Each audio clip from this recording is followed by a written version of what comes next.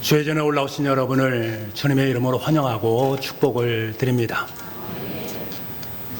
우리가 무엇인가에 대해서 당연한 마음을 품는 것은 참 좋은 것이지만, 그러나 그럴 때 우리는 감사를 하지 않을 경향이 짙습니다. 남편이 살아있는 것이 당연하다라고 생각하는 사람은 남편을 붙잡고 계시는 그 하나님의 손길에 감사할 수가 없습니다. 자녀들이 평안한 삶을 살아가고 아름다운 지혜 인생을 살아가는 것에 대해서 감사하지 못하면, 당연하게 여긴다면 감사할 수가 없습니다.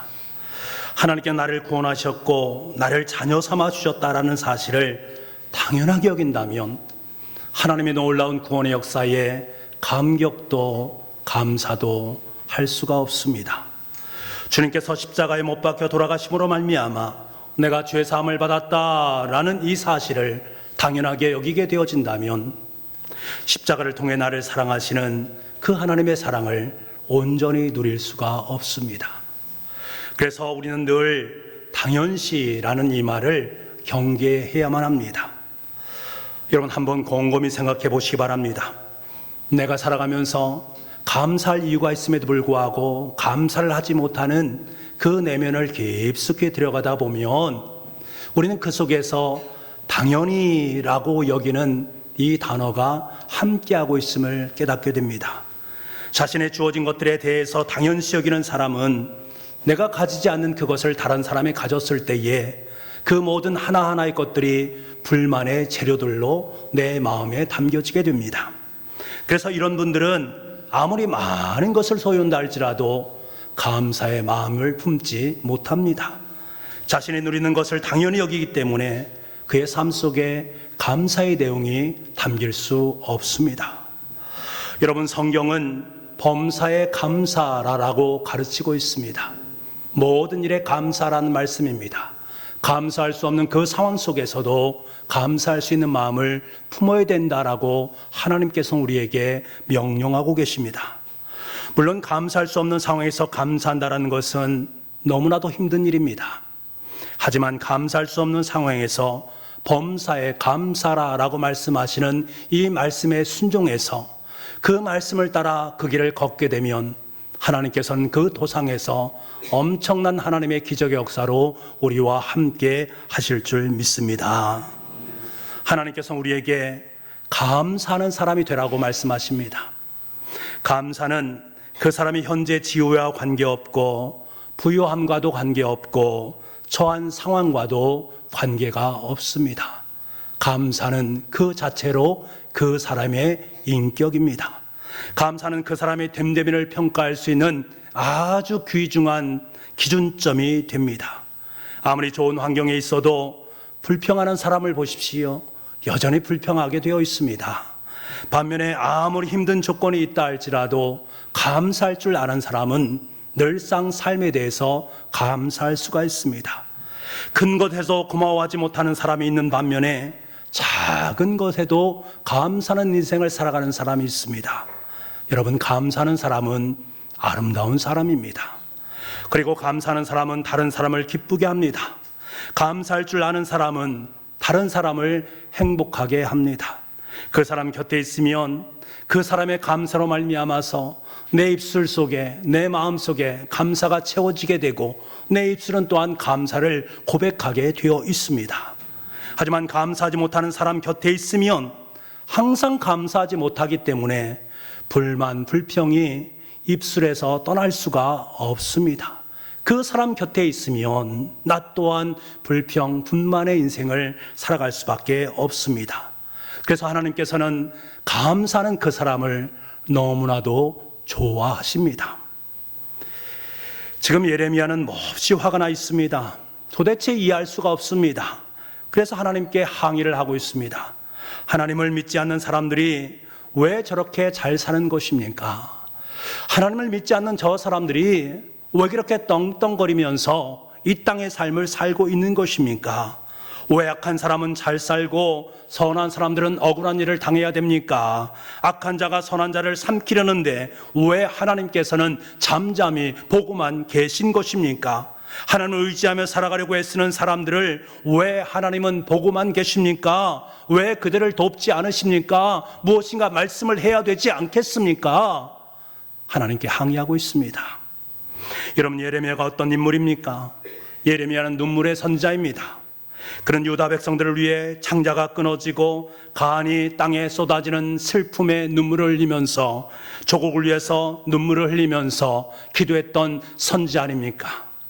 그는 하나님의 아픈 마음을 유다 백성들에게 피를 토하면서 절규했던 장본인이었습니다. 그런데 도리어 유다 백성들은 우상 숭배에 집착을 하고 다른 나라의 도움을 청하고 있습니다. 하나님의 말씀을 전혀 들으려고 하지 않습니다. 그러면서 자신들은 평안하다, 자신들은 형통한 삶을 살고 있다, 그러니 하나님께서는 필요 없다, 나에게는 전혀 문제가 없다라고 말하고 있습니다. 도리어 예레미야를 민족을 배반한 매국노라고 하면서 그를 죽이려는 살해 음모까지도 꾸미게 됩니다. 그런데 이 음모에 동조하는 사람들을 보면 그들 중에 자신이 가족처럼 여겼던 고향 사람들인 아나돗 사람들도 포함되어져 있습니다. 예레미야는 이 사실 앞에서 탄식하지 않을 수 없었습니다. 예레미야는 더 이상 유다 나라를 위해서, 유다 백성들을 위해서 눈물로 기도할 수가 없습니다. 하나님의 예언의 말씀을 들고 그들을 위해서 눈물로 기도하며 외쳤는데 아무런 소용이 없습니다. 아무런 변화가 없습니다. 남은 것이라고는 죽음을 위협하는 그 삶의 현실밖에 남겨진 것이 없습니다. 유다 백성들은 너무 완악하고 패역한 백성이 되어버렸습니다. 그래서 지금까지는 하나님의 말씀을 붙잡고 믿음으로 기도하면서 순종해서 하나님의 말씀을 들고 눈물로 이스라엘 백성들에게 외쳤습니다만 더 이상 그럴 힘과 능력을 상실해버렸습니다. 그래서 하나님께 따져 묻는 것입니다. 이때 하나님께서 얘야, 걱정하지 마라, 내가 너를 도와줄 테니 너무 염려하지 마라 라고 우리에게 말씀하시면 얼마나 좋겠습니까만 하나님께는 그렇게 예레미야에게 말씀하지 않았습니다. 어떻게 말씀하셨는가? 5절처럼 말씀하셨습니다. 5절 말씀을 보겠습니다. 만일 내가 보행자와 함께 달려도 피곤하면 어찌 능히 말과 경주하겠느냐. 여러분, 이 말은 무슨 말입니까? 내가 지금 너희 친척들인 아나돗 사람들의 핍박으로 말미암아 불평을 늘어놓고 있느냐? 그 정도 가지고 앞으로 있을 이스라엘 백성들의 핍박을 어떻게 견디겠느냐? 이제 시작이다. 이제 시작에 불과하다. 이제 얼마 있으면 너희 나라는 완전히 이방 나라에 의해서 멸망을 당하게 될 것이다. 하나님께서는 예레미야에게 앞으로 닥칠 더 큰 환난이 있다라는 사실과 그것을 대비할 수 있는 마음을 품으라고 말씀하고 계십니다. 여러분, 그렇습니다. 이 말씀은 하나님 앞에 악한 유다는 지금 당장은 형통한 것처럼 보이지만 곧 이방 민족에 의해서 멸망을 당할 것이다. 이것으로 인해 더 큰 어려움을 임하게 될 것이다. 지금 당장은 아닌 것처럼 보이지만 악인들은 반드시 심판을 받게 될 것이다 라는 말씀을 하나님께서 예레미야에게 들려주십니다. 우리는 때때로 세상을 바라보면서 정말로 이해하기 어려운 일들이 종종 있을 때가 있음을 보게 됩니다. 분명히 불의를 행하는 사람을 보게 되는데 그 사람이 너무 잘 되는 모습을 볼 때에 참 마음이 속상합니다. 어떻게 저런 일이 벌어질 수 있을까 의아한 마음이 품게 됩니다. 아무리 생각해도 이것은 너무나 불공평한 일처럼 여겨집니다. 그래서 도저히 감사가 입술에서 나오지 않습니다. 하지만 여러분, 오늘 하나님께서는 예레미야를 통해서 너무나도 분명하게 말씀해 주고 계십니다. 지금 당장은 악한 자들로 말미암아 문제투성인 것처럼 보이지만 이것은 근시안적인 생각이다. 이들이 지금은 형통하고 평안히 살아가는 것처럼 보이지만 그것은 잠시 잠깐뿐이다. 하나님께서는 이들의 모든 것을 유심히 다 보고 계십니다. 보고 계시면서 그들을 그대로 내버려 두시는 것입니다. 사도 바울은 너무나도 이 사실을 잘 알고 있었습니다. 그래서 로마서 1장에서 이 악인의 문제에 대해서 언급을 하고 있습니다. 사실 악인들도 하나님이 계시다라는 사실을 잘 알고 있습니다. 하나님께 그들에게 하나님이 살아계시다라는 사실을 분명하게 보여주셨습니다. 그럼에도 불구하고 하나님을 하나님으로 대하지 않고 하나님을 경외하지 않는 삶을 살아갑니다. 그러면서 자신들은 지금도 나는 형통하다, 나는 평안하다 라고 말하면서 각종 불의한 일들을 저지르고 있습니다. 진리 대신 하나님이 없는 것처럼 불법을 저지르고 스스로 지혜가 있다라고 말하면서 자신의 욕망에 따라서 자신의 길들을 걸어가고 있습니다. 이런 사람들의 마음속에 어찌 감사가 깃들일 수 있겠는가? 그렇다면 이렇게 살아가는 사람들의 모습을 바라보시면서 하나님은 어떻게 하시는가? 그대로 내버려 두십니다. 그들이 하나님 인정하기를 귀찮게 하자, 귀찮게 여기자 하나님께서도 그들을 간섭하지 아니하시고 그대로 내버려 두며 제멋대로 살아갈 수 있도록 만들어 놓습니다. 그래서 어떻게 됩니까? 그야말로 지옥판이 벌어지게 됩니다. 악이 들끓고 욕망의 아수라장이 벌어지고 악독한 중상모략이 판을 치게 됩니다. 그럼에도 불구하고 하나님께서는 그들을 그대로 내버려 두십니다. 로마서 1장 24절 말씀에 하나님께서 그들을 마음의 정욕대로 더러움에 내버려 두사, 26절 말씀에 하나님께서 그들을 부끄러운 욕심에 내버려 두셨으니, 28절 말씀에 하나님께서 그들을 그 상실한 마음대로 내버려 두사. 여러분, 이것보다 더 큰 심판이 어디에 있겠습니까? 하나님의 큰 심판은 하나님께서 내버려 두사, 내버려 두심입니다. 그가 이 땅에서 어떻게 살아가든 그냥 내버려 두는 것입니다. 그러니 지금 죄악된 인생을 살아가면서도 모든 것이 형통하다라고 착각하면서 살아가는 것입니다. 그곳에 어찌 하나님을 향한 감사가 있겠는가? 하지만 여러분, 기억하시기 바랍니다. 그 내버려 두심은 계속되지 않는다라는 사실입니다. 비록 내가 살아생전에 그들의 심판을 다 볼 수 없지만 하나님께서는 반드시 그 침묵을 깨실 그날이 있다라는 사실입니다. 그 깨어짐에 대해서 로마서 1장 32절 말씀에 하나님께서는 뭐라고 말씀하시는가?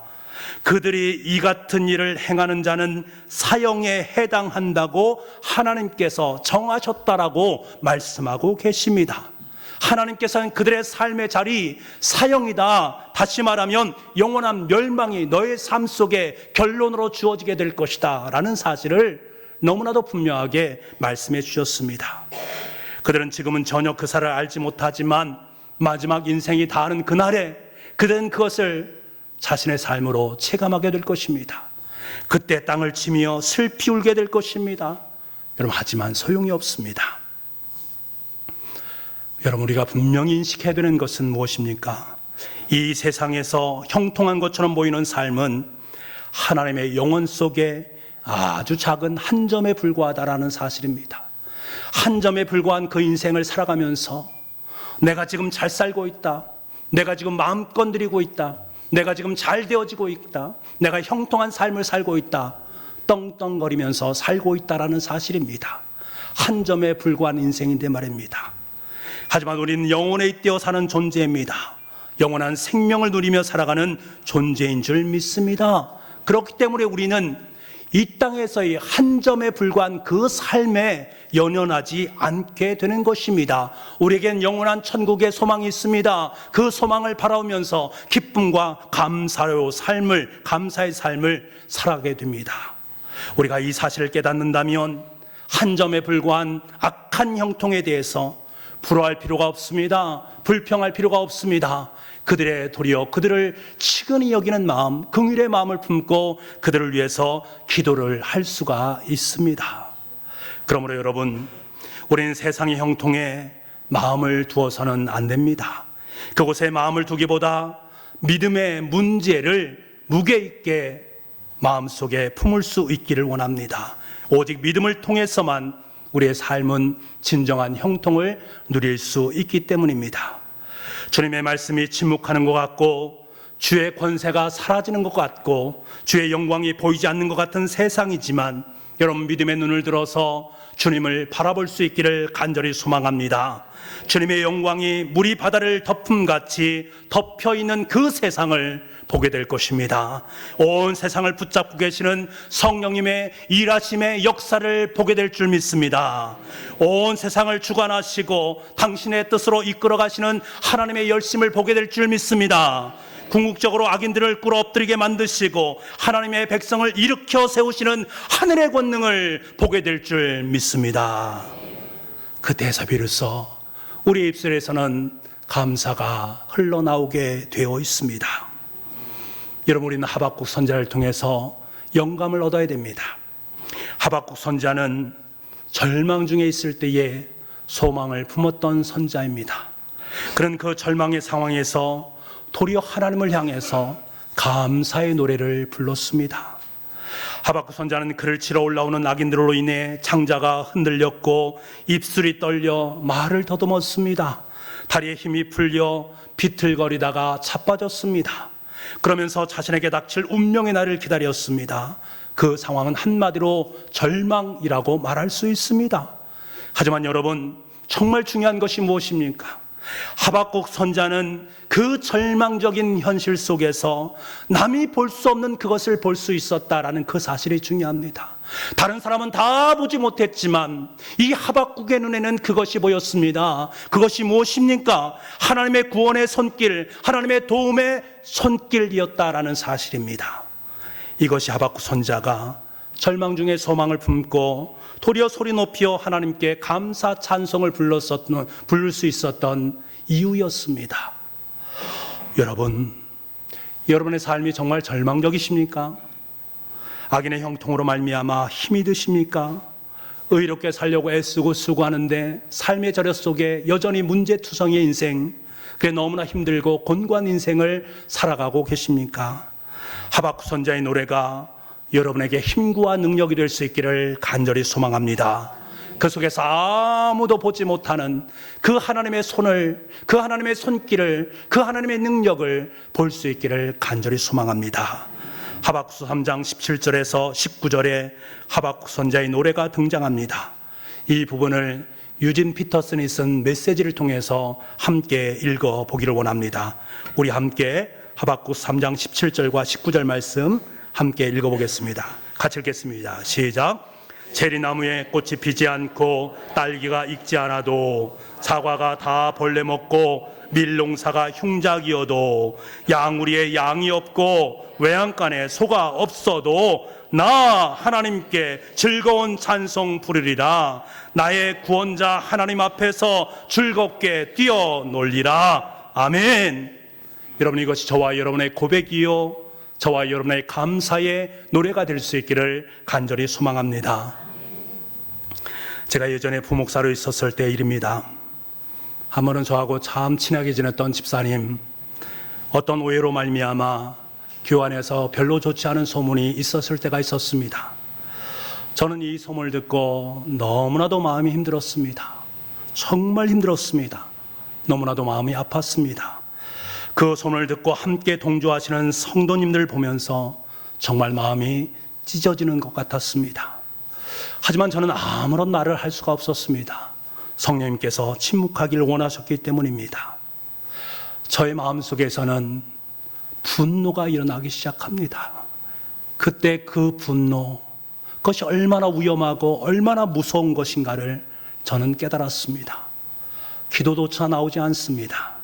제 마음속에 이래서 목회자가 마음이 썩어서 죽는 것이구나 라는 생각이 들기까지 했습니다. 그때 제가 할 수 있는 일은 골방에 들어가는 것, 그리고 십자가만을 바라보는 것 외에 할 수 있는 것이 아무것도 없었습니다. 심정적으로는, 신앙적으로는 원수까지 사랑하라 라는 말씀이 있음에도 불구하고 그 말씀에 동조가 되지 않는 것입니다. 도저히 동조가 되지 않습니다. 그렇게 마음의 업다운을 경험하면서 한참을 앉아 있었습니다. 하나님 앞에 토로도 해보고 이것도 해보고 저것도 해보며 마음이 안정이 되지 않습니다. 그때 성령님께서는 제 마음속에 갑자기 한 말씀을 생각나게 하셨습니다. 내가 그리스도와 함께 십자가에 못 박혔나니, 내가 그리스도와 함께 십자가에 못 박혔나니. 이 말씀이 생각나게 하시면서 제 입술에서는 이런 고백이 흘러나왔습니다. 주님, 저는 십자가에서 죽었습니다. 주님, 저는 십자가에서 죽었습니다. 주님, 저는 십자가에서 죽었습니다. 몇백 번을 되뇌었습니다. 아니, 한없이 그 말을 되뇌었습니다. 근데 너무나 감사한 것은 그때 제 마음속에 죽음의 그림자가 드이우기 시작했습니다. 그 죽음의 그림자는 내 자아와 내 분노, 그 모든 것을 하나하나 다 죽이는 것을 몸으로 느낄 수가 있었습니다. 그와 동시에 그동안 경험하지 못했던 그 주님의 마음이 느껴지기 시작하는 것입니다. 십자가에서 나를 원망하고 나에게 불평하고 내가 힘들다라고 말했던 그 모든 것들 하나하나를 다 생각나게 만드시고 도리어 저의 모습을 바라보시면서 애통하시는 그 애통의 모습, 주님의 마음이 느껴지기 시작합니다. 그 애통의 눈물이 저에게 전해졌습니다.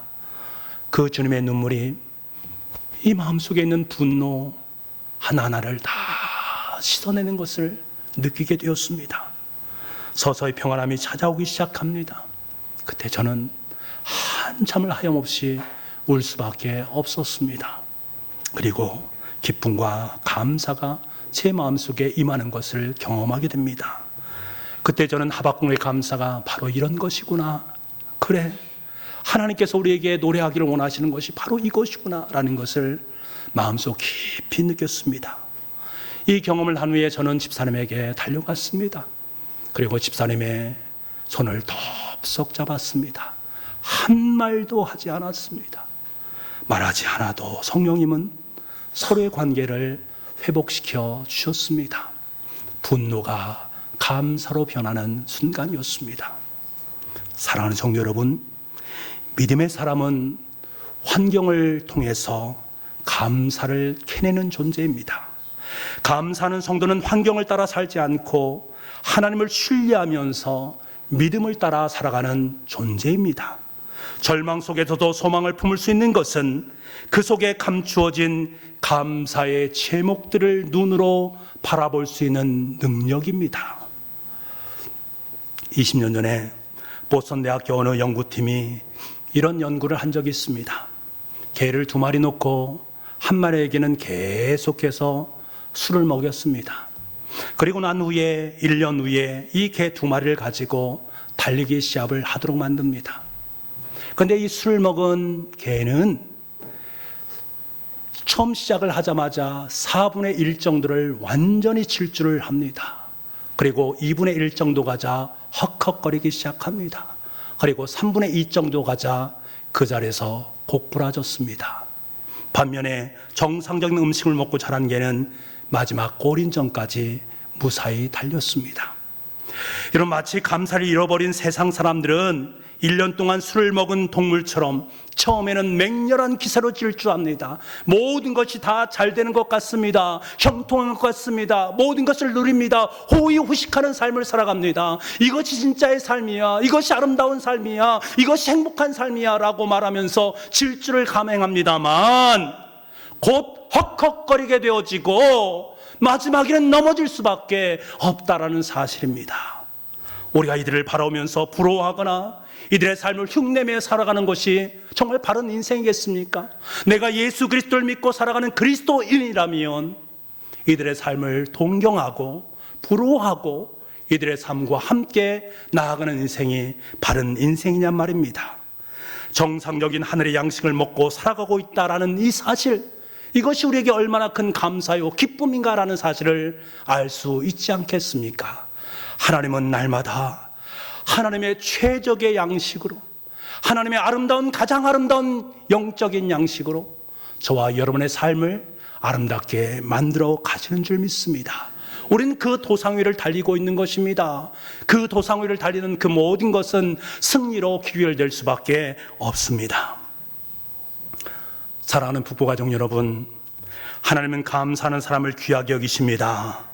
사랑에 감사가 없으면 그 사랑은 행복할 수가 없습니다. 봉사 속에 감사가 없으면 그 봉사는 노동이 될 수밖에 없습니다. 예배 속에 감사가 없으면 세상 사람들의 모임과 별반 다름이 없습니다. 여러분, 감사는 우리를 행복하게 만듭니다. 왜?